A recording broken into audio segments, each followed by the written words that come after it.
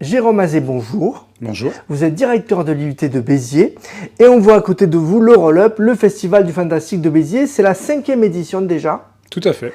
Et il aura lieu ces 6 et 7 octobre. Et oui, vendredi et samedi prochain. Vendredi et samedi. Et donc vous le préparez, vous me disiez, on est dans le jus, on n'arrête pas. Eh oui, c'est la dernière ligne droite. Voilà, il faut gérer beaucoup de choses. Pour simplifier, il y a des auteurs qui vont participer à une remise de prix, il y aura des stands aussi, il y aura beaucoup de choses. Et les gens viennent de partout, même hors de France. Tout à fait. Donc en fait, c'est un festival qui a été créé en 2019 et qui s'appuie sur 3 concours. Donc concours d'écriture de nouvelles, de réalisation de courts-métrages et de réalisation d'illustrations. Et le festival est l'occasion de réunir les membres du jury internationaux qui vont donc délibérer dès le vendredi matin à huis clos et remettre les prix le samedi après-midi à 14h dans l'un des amphithéâtres de l'IUT. Et donc les membres du jury viennent des 4 coins de la France, de l'Europe, Belgique entre autres, et la présidente vient du Québec, Ariane Gélinas, qui nous fait l'honneur d'être présente pour la 3e fois dans le jury et la 2e fois en présentiel, puisque l'année dernière elle était venue en 2021, c'était un peu compliqué avec le Covid. Oui. Et donc là, la présidente, elle sera présente, elle arrive jeudi soir, un peu tard. C'est une fierté, j'imagine, pour vous d'avoir un festival que vous gérez vous-même, même avant d'être directeur, vous le gériez, vous le pilotez, ce festival. C'est une fierté pour vous d'avoir un festival comme ça qui a une envergure internationale. Complètement. Oui, c'est une fierté à titre personnel, mais aussi titre de l'établissement qui rayonne bien au-delà de cette aire bitéroise et de cette aire d'Occitan. Donc on rayonne à l'international. D'où c'est venu l'idée au départ ? Alors c'est venu d'un échange avec un collègue en 2018. J'étais chef de département du département MMI, métier du multimédia à l'Internet. Et le collègue Sandy Blanco, qui est prof d'audiovisuel, voulait inviter un réalisateur français, un jeune réalisateur, qui avait fait le film Orsed, pour l'inviter pour une masterclass, à échanger avec ses étudiants. Et on s'est dit, tant qu'à faire venir ce réalisateur, autant essayer de créer un événement autour de lui, parce que bon, c'est pas tous les jours qu'on a l'occasion, donc on a créé le week-end du fantastique. Et donc ce réalisateur est venu avec son chef des effets spéciaux, donc Jacques-Olivier Molon. Donc pour ceux qui auront la curiosité d'aller voir, c'est lui qui a fait Amélie Poulain, par exemple. Ah oui, c'est une référence. Voilà, une référence en France, et il a fait beaucoup d'autres choses. Et c'est une personne très agréable, très humble. Il est aussi venu, donc, ce réalisateur, avec Catriona McCall, qui était l'égérie dans les années 80 des films fantastiques italiens et français, et donc qui a drainé un public. Et l'événement a plutôt bien marché. À l'époque, il était placé en mai entre les 2 ponts.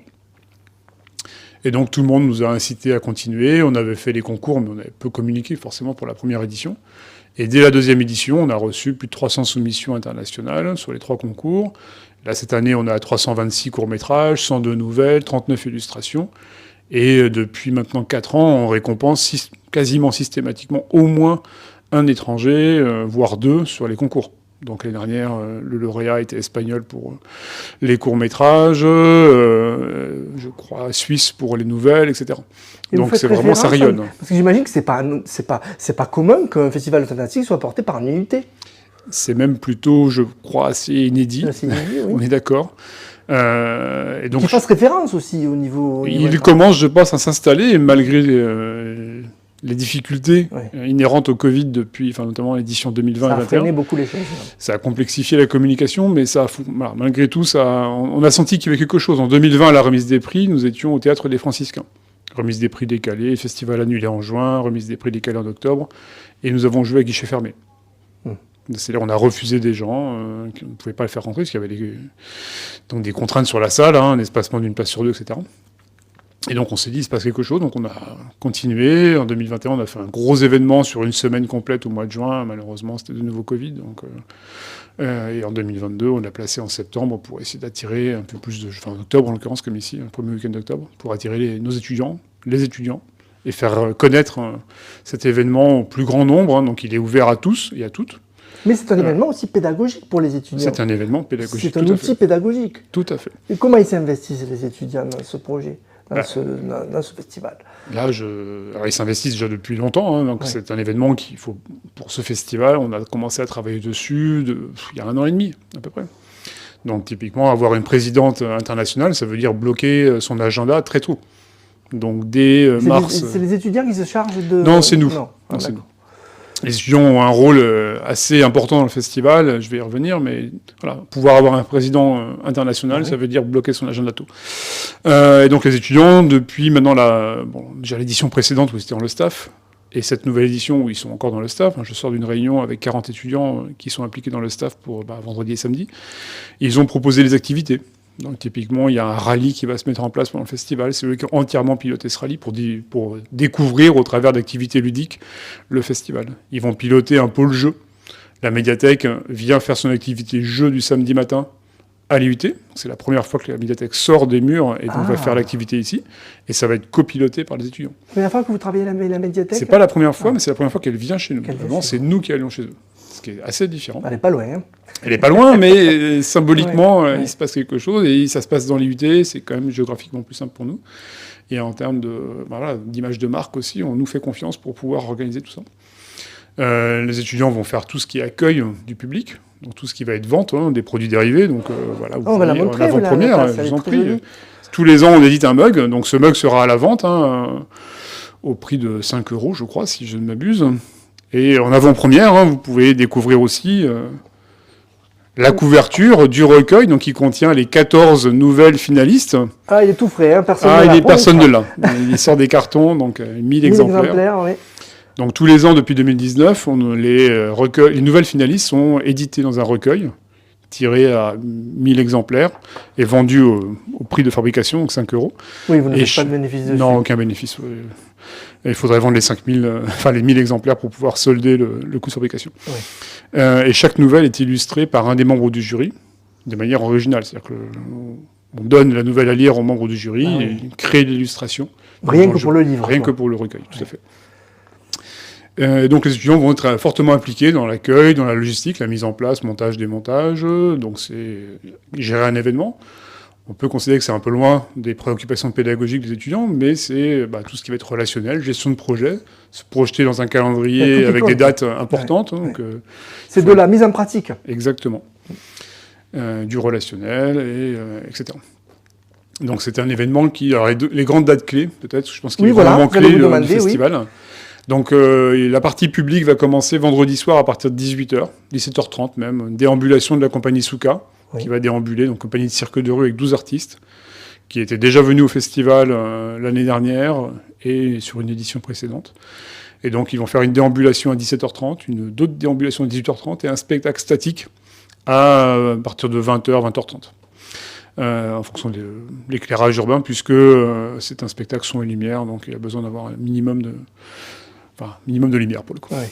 Ensuite, on fera l'inauguration officielle du festival avec les politiques qui seront présents, et on terminera la soirée avec des concerts étudiants, donc jusqu'à 23h30 à peu près. Et donc le samedi, à partir de 10h, ouverture au public avec de très nombreux exposants. Nous avons 35 exposants qui seront présents. Ils seront où dans le hall? Ils seront, alors si les conditions météo le permettent, ce que je souhaite bien évidemment, ils seront sur la place du 14 juillet, devant l'IUT, dans l'IUT, premier étage et rez-de-chaussée. Donc il y aura un fléchage clair pour pouvoir aller profiter au maximum de tout ce qui sera proposé. Qui sont-ils ces exposants? Alors ce sont des auteurs. Des auteurs biterrois de la région? Biterrois, mais pas que. On a des maisons d'édition belges qui nous envoient un auteur de Lyon, on a des autres, des gens qui viennent un peu partout. Ciblé fantastique. Ciblé fantastique, tout à fait. Jeunesse et adultes. Donc il y a vraiment pour toutes les tranches d'âge et tous les goûts. On a aussi des artisans qui viennent fabriquer des objets, des produits dérivés comme ce mug qu'on vous a montré récemment, mais des bijoux, des vêtements, des sacs. On va avoir des illustrateurs qui vont être présents aussi. Donc ils font des illustrations, comme on peut en voir dans le recueil par exemple. Donc, c'est le musée. Dès le matin jusqu'à 19h le soir. 10h, 19h. Donc accès libre pour tous. Après, il n'y a aucune obligation d'achat, bien évidemment. En parallèle, il y aura des courts-métrages qui seront projetés dans les 2 amphithéâtres de l'UT. Donc c'est les courts-métrages qui sont en compétition, donc les 12 courts-métrages qui sont finalistes, qui sont répartis dans les tranches d'âge tout public, 14+, et 16+. Donc il y a vraiment... Vous pouvez tous venir et en profiter. Et il y a aussi une carte blanche avec un... C'est gratuit? C'est gratuit. Tout est gratuit. Il y aura des jeux de société, des jeux de rôle, des jeux en bois. Il y aura des expositions d'œuvres créées par les étudiants et d'œuvres un peu rétrospectives du festival. L'IUT réalise des films tous les ans. Donc on va montrer aussi l'envers du décor, les accessoires qui ont pu servir pour certains de ces films, dont certains sont en lien avec le festival. Il y aura des Faites maquilleuses professionnelles. Vous faites des réalisations. L'an dernier, vous avez fait des masques, je crois. Non, Et ils seront en partie exposés, tout Oui. à fait. Donc, l'année dernière, dans le cadre de la thématique possession, il y avait effectivement une série d'une vingtaine de masques avec des créés yeux, par les étudiants. On illuminés. pourra en retrouver quelques-uns cette année. Pas tous, parce qu'on n'a malheureusement pas assez de place. Donc, je disais 3 maquilleuses professionnelles qui pourront maquiller gratuitement le public, avec des maquillages FX assez aboutis, qui sont là depuis c'est la troisième fois qu'elles participent, donc un gros succès à chaque fois. Et il y aura des food trucks, il y aura au Kraken aura un stand aussi déporté. Ils sont à côté, hein. Voilà, ils sont juste à côté. Et les étudiants de l'association étudiante pourront valoriser aussi leur activité à travers d'un stand. Donc vous pouvez vous restaurer sur place ou dans la restauration à proximité et profiter pleinement de cette journée qui se clôturera à partir de 20h, 20h30 par un spectacle, un concert des Barbiche Tourneurs.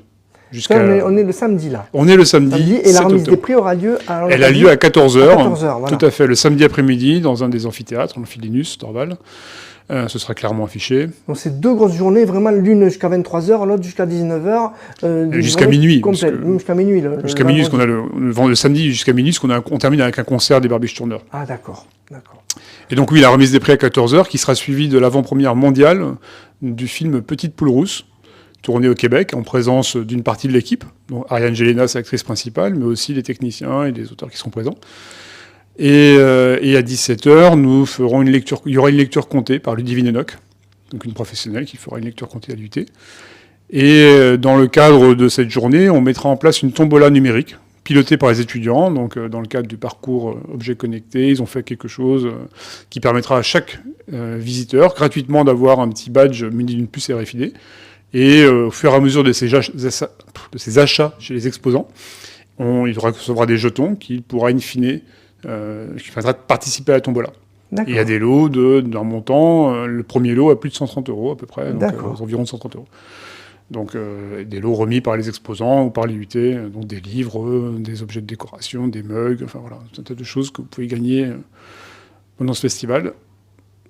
Gratuitement, j'ai envie de dire, parce que ce sera un bonus sur vos achats que vous feriez chez les exposants. Voilà, donc une belle journée, enfin 2 belles journées, une belle soirée le vendredi soir. Il y a beaucoup de choses. Hein. Il y a énormément de choses qui sont proposées, dans ce qui implique une grosse organisation, bien évidemment.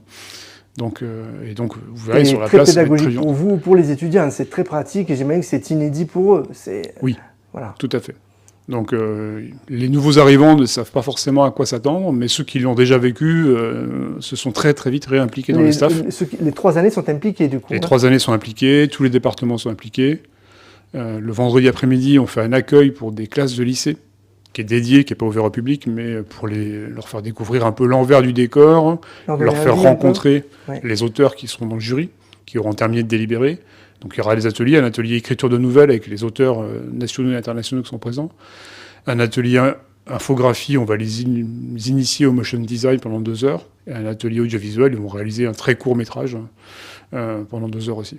Et donc c'est un temps un peu privilégié pour quelques lycéens de la région. On n'a malheureusement pas beaucoup de place, donc ce sont des lycées à proximité qui se déplacent et qui ont répondu positivement. C'est la 2e année qu'on fait ça, et l'année dernière ça va très bien marché. Les lycéens ne voulaient plus partir. Oui, j'imagine. Vous vendez du rêve, mais pas que, du concret et du pédagogique pour tous ces étudiants, toutes ces personnes qui s'impliquent. Merci beaucoup, Jérôme Azé. Très bon festival du Fantastique, 5e édition. On sera là aussi. On essaiera de faire un plateau le samedi pour donner la parole à tous ces gens différents qui seront là. Merci beaucoup. Et merci à vous. Au plaisir de vous retrouver vendredi et samedi.